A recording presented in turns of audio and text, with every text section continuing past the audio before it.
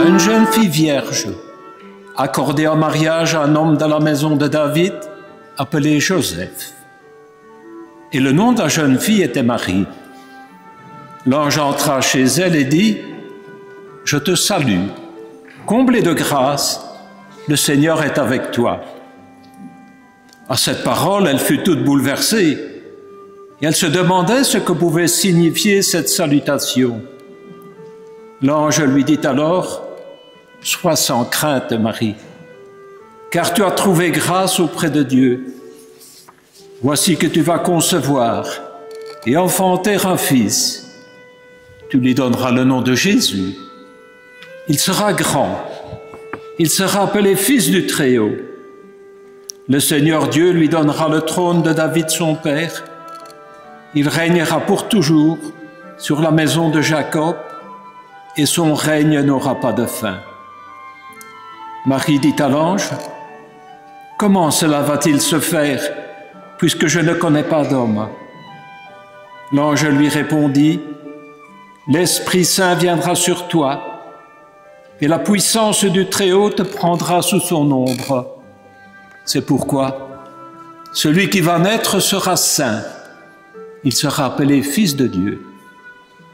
Or voici que, dans sa vieillesse, Élisabeth, ta parente, a conçu elle aussi un fils, et elle en est à son 6e mois, alors qu'on l'appelait la femme stérile, car rien n'est impossible à Dieu. » Marie dit alors, « Voici la servante du Seigneur, que tout m'advienne selon ta parole. » Alors l'ange la quitta.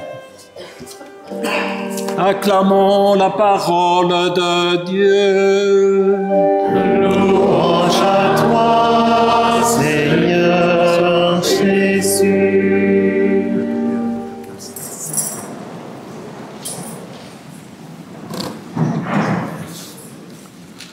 Frères et sœurs, en ce premier jour de l'octave à Notre-Dame d'Arlon, la parole de Dieu nous met d'emblée face à un contraste particulièrement saisissant. Le regard de Dieu n'est pas le regard des hommes. Là où nous autres humains, nous nous arrêtons à l'apparence, aux critères de réussite ou de puissance, Dieu, lui, regarde le cœur. Et c'est souvent au plus petit, au plus discret, au plus inattendu que Dieu adresse son appel.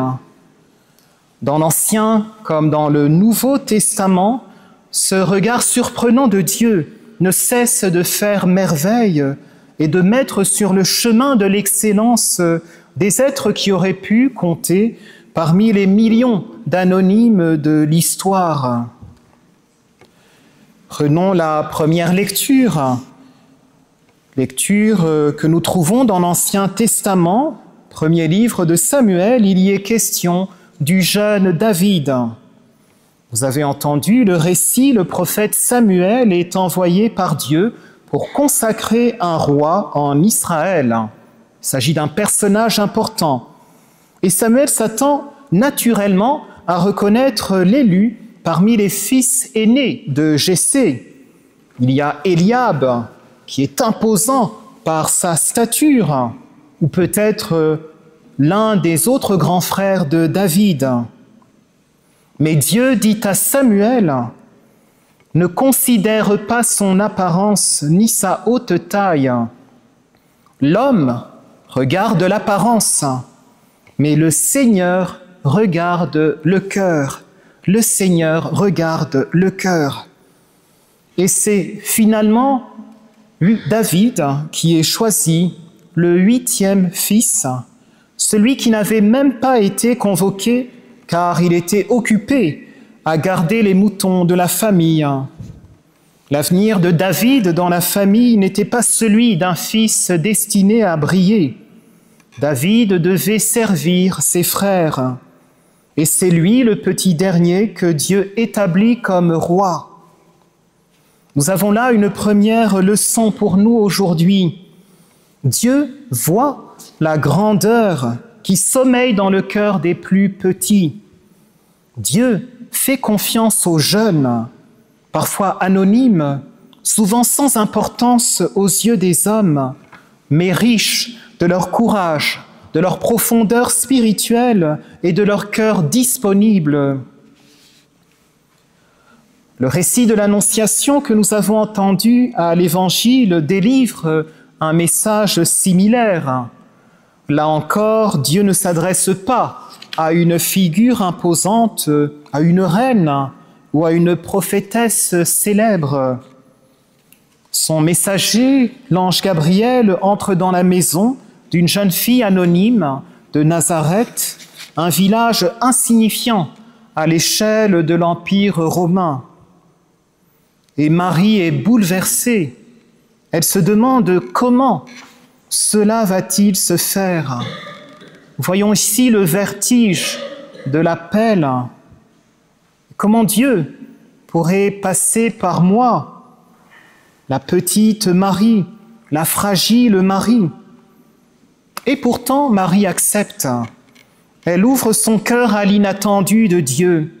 « Voici la servante du Seigneur, dit-elle, que tout m'advienne selon ta parole. »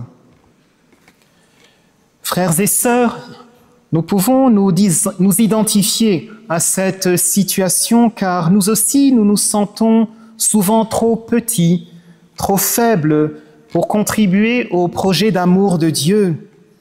Quel est en effet notre poids face aux défis posés par la division, la guerre, la crise économique, le désespoir et encore bien d'autres épreuves de notre temps? Quelle est notre marge de manœuvre face à la déchristianisation de notre société? A priori, nos possibilités semblent bien limitées. Et pourtant, c'est à chacun, chacune de nous que Dieu adresse son appel. Comme Marie, nous sommes invités à croire que Dieu peut faire de grandes choses à travers notre petitesse. Revenons un instant au prophète Samuel. Je le disais, il a jugé selon l'apparence. Son réflexe, c'est également celui de beaucoup d'entre nous. Nous nous laissons impressionner par ce qui brille, ce qui attire les regards, ce qui semble fort. N'est-ce pas aussi la tentation de notre temps? Nous vivons dans un monde de distraction continue qui exploite notre attention. Les écrans, la publicité, les réseaux sociaux bombardent nos yeux d'images sensationnelles. Nous sommes constamment sollicités à juger sur l'instant, sur le look, sur ce qui frappe. Mais le Seigneur nous invite à un autre regard, le regard du cœur, le regard qui discerne. Vous connaissez certainement le passage bien connu du livre Le Petit Prince d'Antoine de Saint-Exupéry, lorsque le renard dit au Petit Prince « On ne voit bien qu'avec le cœur, l'essentiel est invisible pour les yeux. » On ne voit bien qu'avec le cœur, l'essentiel est invisible pour les yeux. Voilà un beau résumé des lectures bibliques de ce jour. Et c'est un appel urgent qui est adressé à chacun de nous. Apprenons à discerner, à aller au-delà des apparences.